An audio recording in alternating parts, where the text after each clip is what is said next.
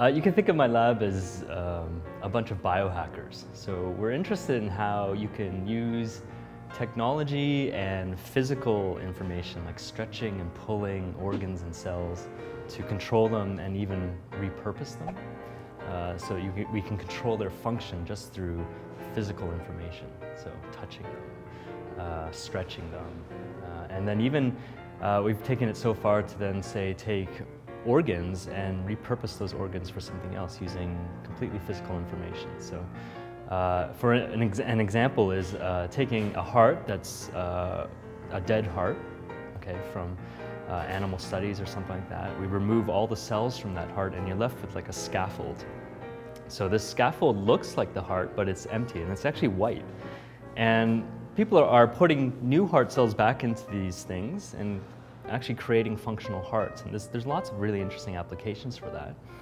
But what my lab asked was, well, why do we have to put heart cells back in? Why can't we just put kidney cells? Why can't we actually hack the heart and repurpose it for something completely different that it wasn't intended for in the first place? And the reality is you can. And recently we've even done this to apples. We've had mouse cells growing inside of apples. And this is really surprising. And there's some really interesting science there too.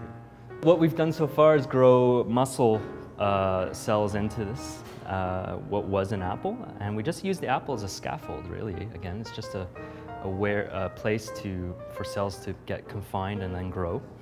And we're working on differentiating those cells into muscle fiber, and eventually I hope we'll have them twitching, actually contracting. And what this is like a natural, renewable, organic, cheap scaffold that you could potentially make tissues out of, or implants, things like that. And so there's all sorts of things you could imagine to do. It's amazing. Physical things like stretching.